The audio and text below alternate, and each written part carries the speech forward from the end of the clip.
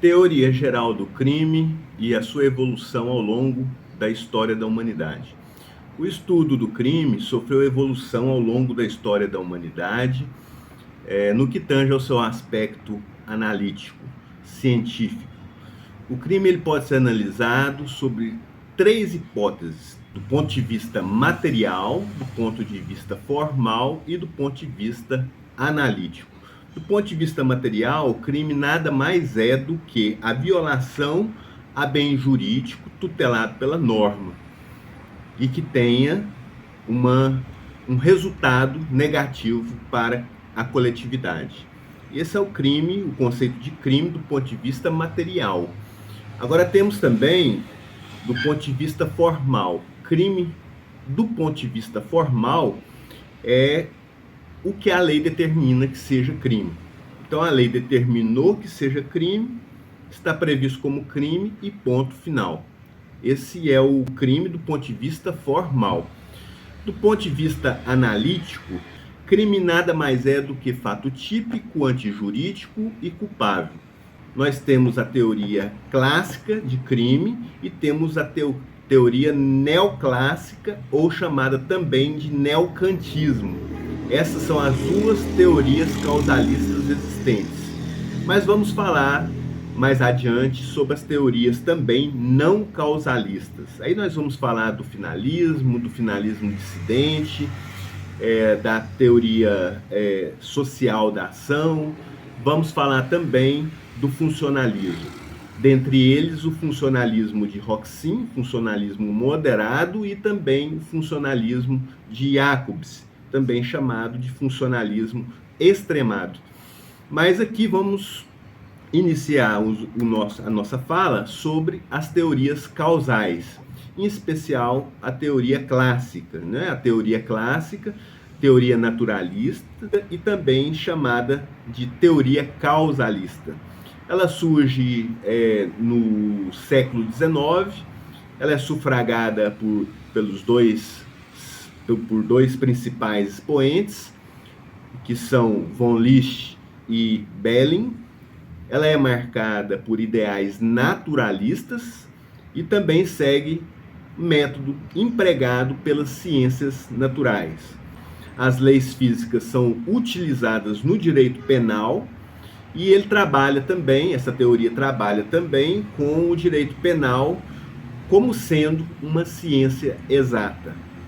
Então, crime para a teoria causalista, ela nada mais é do que fato típico, antijurídico e culpável. Esses são os chamados substratos do crime. Ao estudar o fato típico, né, na teoria causalista, deparamos que a conduta, que é um dos elementos do fato típico, é um movimento corporal que produz uma modificação no mundo exterior, observada, percebida apenas pelos sentidos.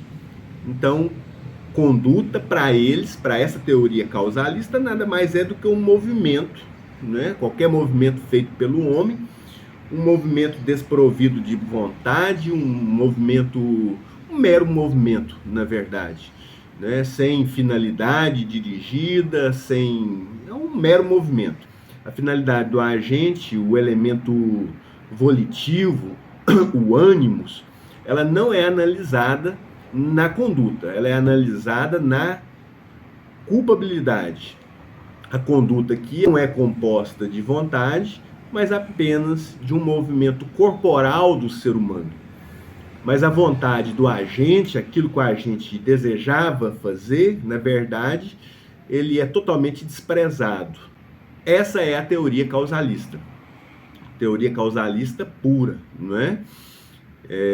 E depois da teoria causalista nós temos a teoria neoclássica também, não é? Como dito, nós temos dois tipos, duas espécies de teoria causal, né? Que é o causalismo, né? Teoria causalista pura, e a teoria neoclássica, também chamada de neocantista. Então, para a teoria neoclássica ou teoria neocantista, o maior expoente dessa teoria foi Mesmer, desenvolvida na primeira década do século XX, e tem as seguintes premissas, né, que são expostas. Essa teoria também tem base causalista, igual à primeira, né, a causalista principal, né, a originária. Ela fundamenta-se numa visão neoclássica. Ela é marcada pela superação do justnaturalismo para o positivismo, através da racionalização do método. A teoria neoclássica passa a reconhecer o direito como uma ciência do dever ser, e não mais como o ser propriamente dito. O neocantismo critica o causalismo clássico, por entender que ele interpreta o direito pelos sentidos e não valora o comportamento humano. As consequências do neocantismo, elas existem, são várias as consequências. Então, para ela, continua da mesma forma que no causalismo, ela continua trazendo como elementos do crime o fato típico, antijurídico e culpável. Ele reconhece os elementos normativos do tipo e os elementos subjetivos do tipo. O que são elementos normativos do tipo? São aqueles elementos trazidos pela lei, onde o juiz deve necessariamente valorizar todo o elemento do tipo, quando ele contiver elementos vagos, elementos abertos, sujeitos a uma análise de conteúdo. E também ele traz um elemento subjetivo, que é o ânimos, a vontade do agente de praticar determinado ato. De certa forma, o neocantismo contraria os causalistas em alguns pontos, pois ele traz, como dito, os elementos normativos e subjetivos do tipo, e isso deve ser analisado obrigatoriamente pelo intérprete da lei. Agora temos também algumas convergências, evidentemente, entre a teoria neocantista e a teoria clássica, porque ambas são teorias causalistas, né? Para a teoria neocantista, continuou a analisar o dolo e a culpa na culpabilidade.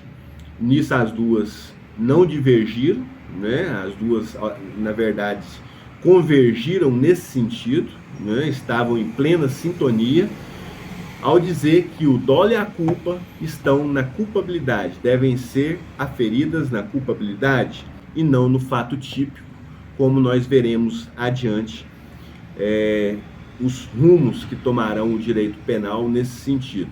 Outra questão, outra convergência, é que as duas teorias, elas trazem como substrato do crime os três elementos.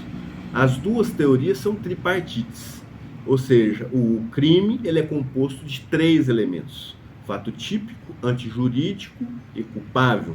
É o que converge aí entre essas duas teorias causais. Repetindo, teoria causais, dividida em teoria clássica e teoria neocantista. Agora vamos falar das teorias não causais. Aí nós vamos falar da teoria finalista dissidente, da teoria social da ação e das teorias funcionalistas. Funcionalistas de Roxin e funcionalista de Jacobs. Mas vamos começar aqui com a teoria finalista. A teoria finalista ela foi desenvolvida por Hans Welsen no século XX. Para a teoria finalista, a ação humana é o exercício de uma atividade final. Olha só, começa a surgir as diferenças com as teorias causais. É um comportamento humano dirigido a uma finalidade qualquer.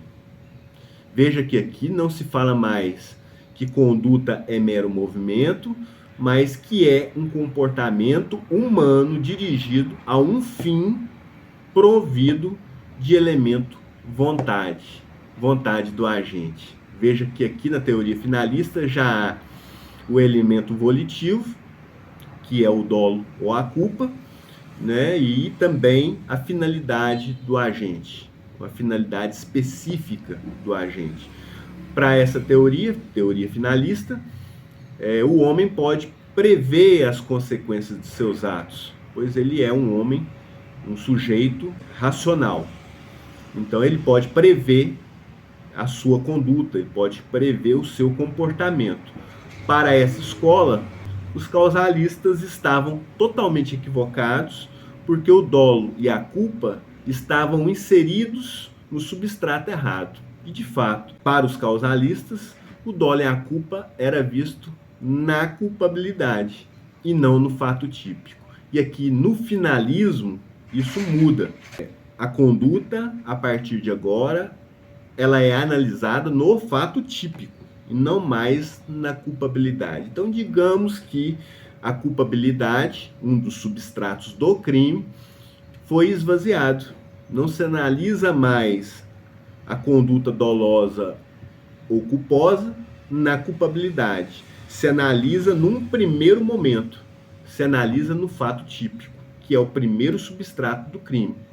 Lembrando a vocês, novamente, que são componentes do crime, o fato típico primeiro, depois a antijuridicidade ou ilicitude e depois a culpabilidade. Então, para a teoria causalista, dolo e culpa era analisada na culpabilidade e agora no finalismo, a conduta dolosa ou culposa ela é analisada no momento anterior, ou seja, no fato típico, que é um dos elementos do crime. A partir da teoria finalista, com essa migração, né, a conduta do agente é ato de vontade com conteúdo, né? É um comportamento humano voluntário dirigido para um fim específico. Toda conduta ela é orientada pela vontade do agente. O agente tem que ter a vontade, o elemento volitivo para que se pratique a conduta. Se não houver essa vontade, não há conduta. É o que nós extraímos aqui das lições dessa teoria finalista.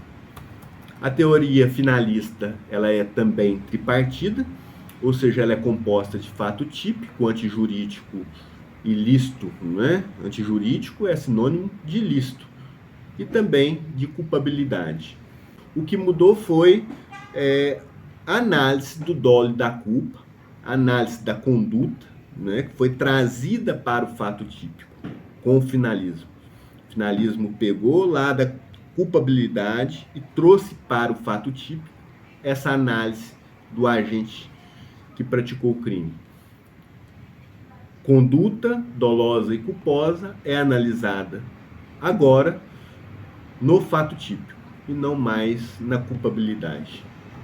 A única convergência que nós temos aí entre os causalistas, né, clássicos e não clássicos, com o finalismo, é justamente os substratos do crime.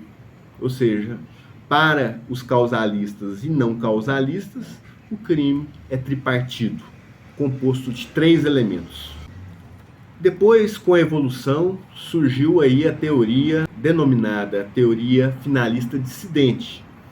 Uma teoria que é oriunda do direito brasileiro, adveio da obra do grande jurista paranaense René Ariel Dott, e para ele, crime é composto não de 3 substratos, mas de apenas 2 substratos, fato típico e antijurídico. Aí você me pergunta, Leandro, e a culpabilidade? Onde foi a culpabilidade com a teoria finalista dissidente? Bom, para a teoria finalista dissidente, a culpabilidade não faz mais parte do crime, dos elementos do crime. Ela é mero pressuposto de pena. Essa foi a grande mudança que houve com o finalismo dissidente, mas essa teoria, ela trouxe uma grande celeuma jurídica no Brasil, porque alguns autores dizem que o Código Penal brasileiro adotou essa teoria, mas na contramão dessa visão, dessa interpretação, muitos dizem que não. Muitos dizem que a teoria adotada no Brasil é a teoria finalista tradicional. Ou seja, o crime é composto de 3 elementos. Temos agora a teoria social da ação. Para essa teoria, o crime também é composto de 3 elementos. Deve-se aferir se a conduta do agente ela é aceita na sociedade, se ela é aceita socialmente. Aplicação do princípio da adequação social. Por exemplo, para essa teoria, o jogo do bicho, para essa teoria, não seria crime, não seria contravenção, melhor dizendo, pois trata-se de um comportamento que é aceito pela sociedade. Então, se o comportamento do agente ele é aceito pela sociedade, não há crime. Essa é a teoria social da ação. E continuando aqui com a evolução, é lógico que são várias outras, existem outras várias teorias, nós caímos na teoria agora, na teoria funcionalista. E a teoria funcionalista ela é dividida em duas. Nós podemos dizer que nós temos o funcionalismo moderado de Rocksin e temos também o funcionalismo extremado de Jacobs. Essa teoria de Rocksin, ela nasce na década de 70 e para Rocksin a função do direito penal é proteger de forma subsidiária o bem jurídico tutelado. Essa é a principal premissa trazida por Rocksin. Para ele, o crime é composto também por 3 substratos, mas aqui vai um problema muito grande que ele trouxe. Ele fala que o crime é formado de 3 elementos, portanto ele é tripartite, e ele traz como elementos do crime o fato típico, antijurídico e agora o grande problema, a reprovabilidade. Aqui foi o grande erro de Rocksin, trazer a reprovabilidade como elemento do crime e retirar a culpabilidade. A reprovabilidade ela é integrada, composta pelos elementos da imputabilidade, pela potencial consciência da ilicitude e também pela exigibilidade de conduta diversa e a necessidade de pena. Veja que Rocksin retirou o elemento culpabilidade e alocou, trouxe para o conceito de crime a reprovabilidade. Muitos dizem que esse foi o principal erro de Rocksin na sua teoria. Sua teoria é perfeita, é quase que perfeita. O grande problema é que ele tirou a culpabilidade como substrato do crime e colocou a reprovabilidade. Rocksin defende que o direito penal deve ser aplicado a casos extremamente necessários. Nisso aqui ele está certo, né? O direito penal, pelo princípio da subsidiariedade, ele é utilizado em última ratio. Ele deve ser utilizado apenas quando não há outra forma de resolver determinado problema. A intervenção mínima do direito penal ela deve ser observada para Rocksin, levando-se em consideração critérios de política criminal. Ou seja, o direito penal não é panaceia para todos os males. Nós temos outros ramos do direito que pode resolver determinada questão. O direito penal é coisa muito séria, né? Porque trabalha com a questão da liberdade do cidadão. Então ela deve ser utilizada apenas naqueles casos que realmente exigem uma atuação mais efetiva do Estado. Mas entre a teoria de Rocksin e a próxima teoria, que é o funcionalismo extremado de Jacobs, eu prefiro ficar e defender a teoria de Rocksin, evidentemente. Porque ele trabalha com a ideia de que a missão do direito penal é a proteção de bem jurídico tutelado. Enquanto que para Jacobs, da teoria funcionalista extremada, a missão do direito penal é proteger o sistema jurídico como um todo. Aqui tem um grande problema, porque foi a partir daqui que começou a surgir aí, a ressuscitar, né, a teoria do direito penal do inimigo. Né? E lembrando que o direito penal do inimigo, ele traz uma limitação de direito fundamental a determinados agentes criminosos. Nós temos aí uma consequência drástica, que é a diminuição, a mitigação dos direitos fundamentais da pessoa em detrimento ao agente criminoso. Então, os direitos fundamentais são mitigados, são praticamente retirados do agente criminoso. Mas para Jacobs, o direito penal ainda ele é tripartite. Jacobs, ele resolve um problema que Roxin criou. Roxin, como dito antes, ele retirou a culpabilidade como substrato do crime e alocou a reprovabilidade. Jacobs vem posteriormente e traz novamente a culpabilidade como substrato do crime e retira de vez a reprovabilidade. Mas há muitas críticas com relação ao sistema funcionalista extremado de Jacobs. Um deles é a ocorrência do direito penal do inimigo. O direito penal do inimigo, ele é fomentado para casos extremos. E podemos citar aqui os atos terroristas, o tráfico de drogas, tráfico de armas, as organizações criminosas, esses crimes mais graves. Segundo muitos autores, o direito penal do inimigo já é aplicado no Brasil, mas a questão é polêmica e não merece ser tratada aqui por questão de tempo. E aqui vale pontuar que Jacobs não é o criador originário dessa teoria do direito penal do inimigo. Essa teoria já existia antes, já existia com outras pessoas, né?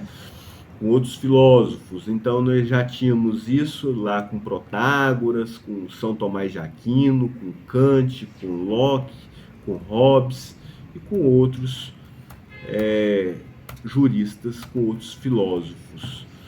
Dito isto, eu concluo então esse vídeo e espero que você tenha compreendido, mesmo que tenha sido feita essa exposição de forma bem superficial, não aprofundada, não exaurindo alguns temas que também são importantes em cada uma das teorias, mas isso não seria possível em razão do tempo. Analisamos então essas teorias, trazemos aí as teorias causais e não causais, e eu deixo a você um forte abraço e até a próxima. Muito obrigado.